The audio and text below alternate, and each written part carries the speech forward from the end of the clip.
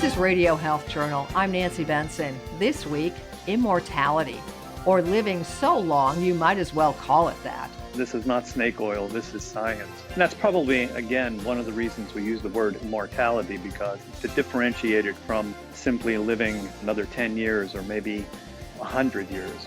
Genetically increasing the human lifespan when Radio Health Journal returns. I'm Reed Pence, the producer and host of Radio Health Journal. If you like listening to Radio Health Journal, you'll also like our sister show, Viewpoints, which covers a wide array of topics from education to history to the environment. Here's a preview of what they're covering this week on Viewpoints. This is our first in-car system that has AI processing to be able to do license plate reads right from the in-car camera. The rapidly changing realm of police technology. Then, how can we do good as well as doing well? The balance between revenue and being environmentally responsible.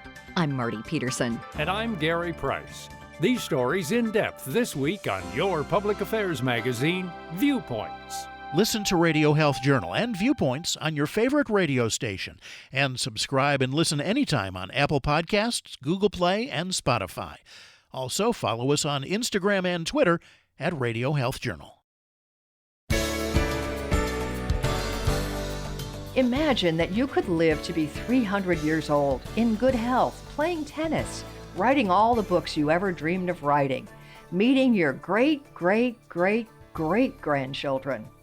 Science fiction, right? Actually, the science behind human longevity is real.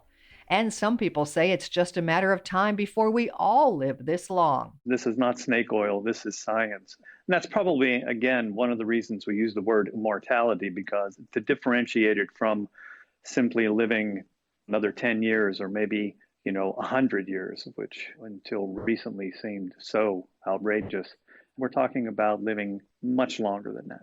That's science journalist Chip Walter, author of Immortality, Inc., Renegade Science, Silicon Valley Billions, and the Quest to Live Forever. First of all, from an evolutionary standpoint, every creature has a kind of age limit, and that age limit is set by your genetics.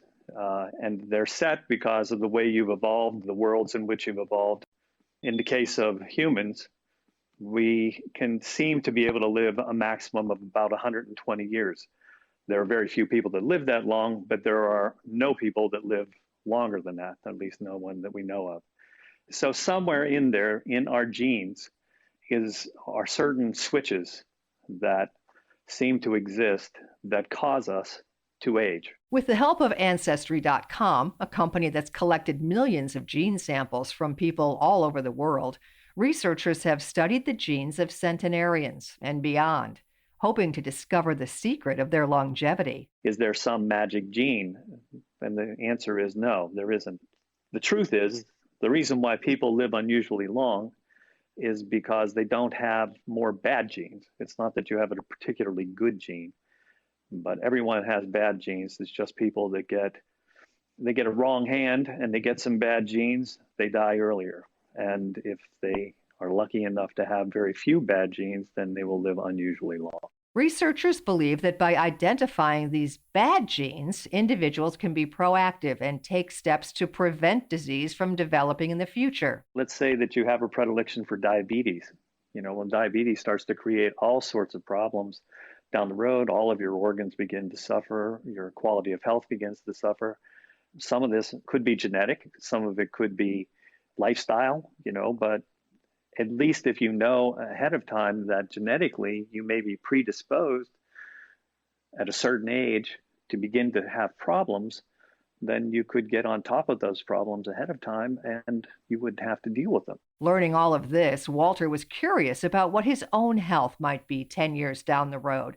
So he had his complete genome mapped, got a brain MRI, and gave many vials of blood to researchers. Luckily, I didn't find that I had incipient Alzheimer's. It didn't discover any amyloids in my brain or any kind of genetics that there's a very, very rare gene that I suppose my two daughters, if they married another man and had a child that had the exact same gene, recessive gene, They could have a child that would have a severe disease, but mostly we got pretty lucky. Thousands of people have gotten these same tests, and most of them have found no diseases lurking in their genes. However, 30% of those people found problems that were life-threatening that they did not know they had.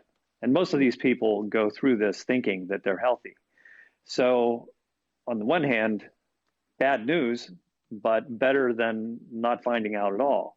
One of the examples in the book is a woman that 27 years old that had an aneurysm.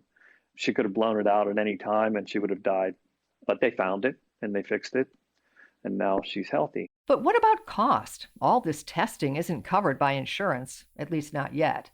Does that mean only the wealthy get to live long, healthy lives? Like that 2013 science fiction movie Elysium starring Matt Damon? Anything that's on the cutting edge like this is usually more expensive because you don't have very many people that are going to pay for it.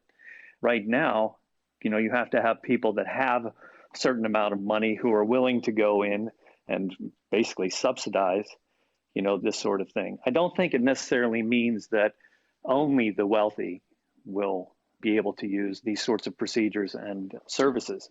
I just think that they're the first early adopters. I think what will happen is that as some of these sort of concierge approaches become more effective and you begin to see some real results, then the insurance industry is going to look at that and say, if we are actually helping people before they get sick, we'll save money. So since that seems to be the motivation to save money, it just turns out that in that case, we'll probably also save lives. However, going after all the bad genes we have may not be the only way to radically extend our lives.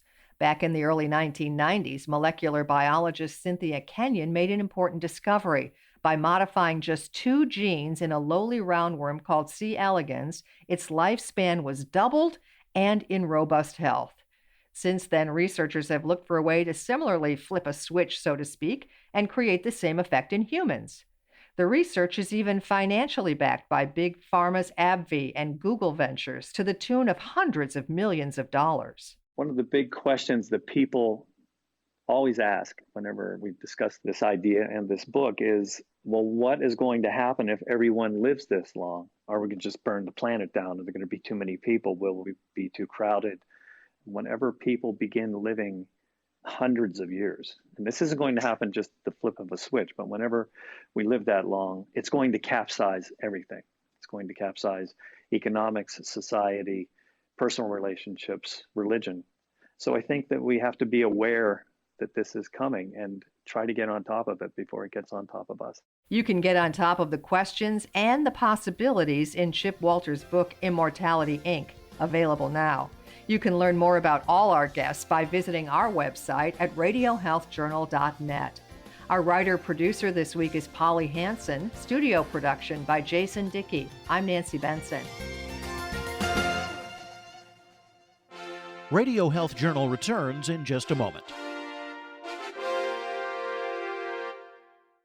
About 1 million Americans have Parkinson's disease, and many are treated with levodopa-carbidopa therapy, but about half of them will experience off episodes when Parkinson's disease symptoms return between doses of these medications. The FDA has approved Norian's istradefylline, a prescription medicine used with levodopa and carbidopa to treat adults with Parkinson's disease experiencing off episodes. Dr. Robert Hauser of the University of South Florida says, during off episodes, symptoms including difficulty walking return, which can impact patients. Norian's is the first and only treatment of its kind that works differently.